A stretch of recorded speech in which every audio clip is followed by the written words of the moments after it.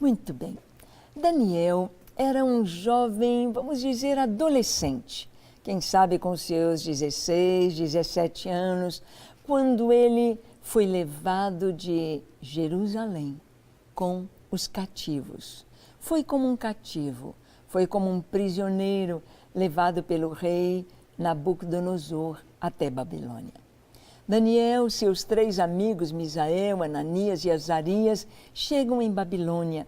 E ali toda a tentativa daquele império, daquele imperador, era apagar da mente das nações conquistadas a sua cultura e aquilo que eles tinham, trazer-lhes a cultura de Babilônia, ensinar-lhes a língua de Babilônia e os costumes de Babilônia.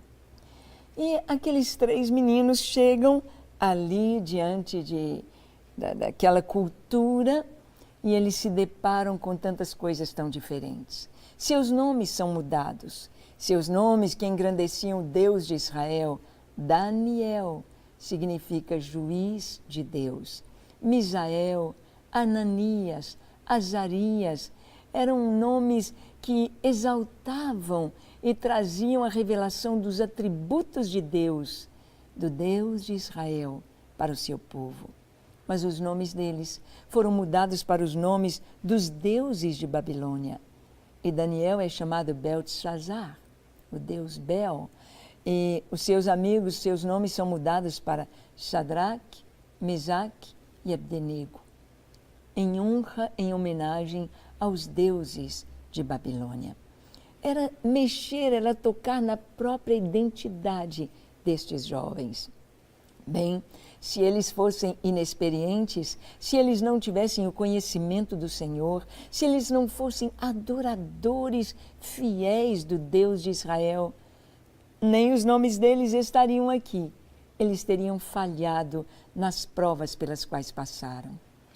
E não é necessário ir para outra nação, não é necessário ser levado para outra cultura para ter este choque cultural, este choque mundano, esta força, esta pressão maligna do mundo que tenta nos tirar do caminho do Senhor, que tenta apagar da nossa mente a nossa identidade de filhos de Deus.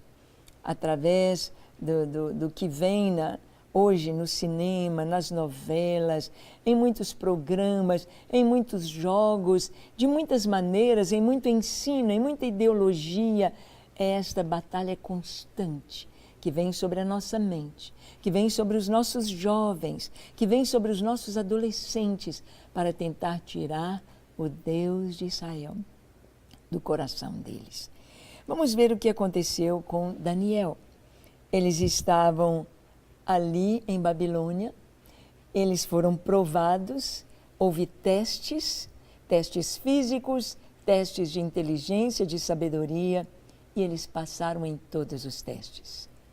Eles foram colocados como sábios, eles foram colocados como os melhores ali em Babilônia. Eles foram ajudar na administração real da cidade de Babilônia. Mas olha o que aconteceu.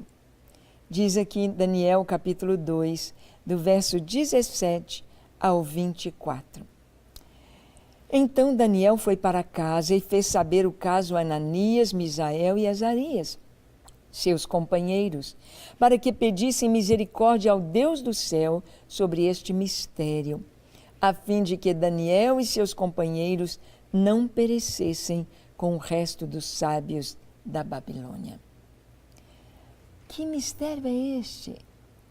O rei da Babilônia, o rei Nabucodonosor, tinha os seus sábios, seus magos, encantadores, astrólogos, aqueles que dirigiam, aqueles que buscavam dos deuses a direção para o povo. E Nabucodonosor teve um sonho. Ele teve um sonho e que era muito significativo. Era muito forte. E então ele chama os seus magos e diz para eles: eu tive um sonho. Eu quero que vocês me falem qual foi o sonho que eu sonhei e qual a sua interpretação. porque este sonho me perturbou muito. E os magos disseram: conta-nos o sonho, que te daremos a interpretação. Ele disse: não, vocês não sabem todas as coisas? Contem o meu sonho. E se vocês não me falarem qual sonho eu tive e a sua interpretação, vocês todos serão mortos. Aquela sentença veio do rei. E Daniel, Ananias, Azarias e Misael estavam na classe dos magos, na classe dos administradores do rei, e a pena de morte os alcançaria. Daniel ficou sabendo que eles estavam condenados à morte, e então ele pediu um prazo. Daniel, então, fala com seus amigos: vamos orar, vamos orar, vamos pedir a Deus, só Deus pode nos livrar disso. Nós descobrimos que muitas coisas que vêm para derrubar, que vêm para arrasar, que vêm para oprimir, de repente descobrimos que Deus está permitindo para nos levantar, para exaltar o seu nome acima de todas as coisas, nas circunstâncias adversas. Então, o versículo próximo diz: então foi revelado o mistério a Daniel, numa visão de noite. Daniel bendisse ao Deus do céu. Disse Daniel: seja bendito o nome de Deus, de eternidade a eternidade, porque dele a sabedoria e o poder. É ele quem muda o tempo e as estações, remove reis e estabelece reis. Ele dá sabedoria aos sábios e entendimento aos inteligentes. Daniel ora, reconhecendo o poder e a majestade do Senhor. Daniel ora, dizendo: bendito seja o nome do Senhor. Ele que põe os reis, ele que tira os reis, porque exatamente sobre isto, sobre os governos da terra, sobre os grandes impérios que viriam sobre a terra, é que era a interpretação daquela visão que o rei teve no seu sonho. E ele diz: é Deus que muda o tempo e as estações, remove reis e estabelece reis, e dá sabedoria aos sábios. Ele continua orando, dizendo: ele revela o profundo e escondido, conhece o que está em trevas, e com ele mora a luz. A ti, ó Deus de meus pais, eu te rendo graças e te louvo, porque me deste sabedoria e poder. E agora me fizeste saber o que te pedimos, porque nos fizeste saber este caso do rei. Por isso, Daniel foi ter com Arioque, ao qual o rei tinha constituído para exterminar os sábios de Babilônia. Entrou e lhe disse: não mates os sábios de Babilônia. Introduz-me na presença do rei e revelarei ao rei a interpretação. Daniel orou. Às vezes, algumas pessoas pensam que orar não é agir. E dizem: a gente tem de orar e agir. Oração e ação. Mas eu quero te dizer que a oração é a primeira ação que devemos fazer. A oração é abrir os portais celestiais para que as legiões celestiais, os anjos do Senhor, venham em nosso socorro, em socorro da nossa casa, em socorro da igreja, em socorro da nação. É a oração. É a oração esta chave que abre os céus. Orar é agir. Orar é permitir que Deus nos fale, que Deus nos use, que Deus nos encha do seu poder. Orar é isto. Daniel, o que ele podia fazer? Orar. E ele orou e Deus respondeu. Deus respondeu. Deus mostrou para Daniel tudo o que o rei tinha visto. Isto é, só Deus podia fazer isto. Daniel então vai ao rei e diz: ó rei, eu vou te contar o seu sonho, mas eu quero que o senhor saiba que este sonho só Deus podia revelar. Porque este sonho veio dele. Ele está te revelando o que vai acontecer com você e com os reinos que virão. E ele contou o sonho.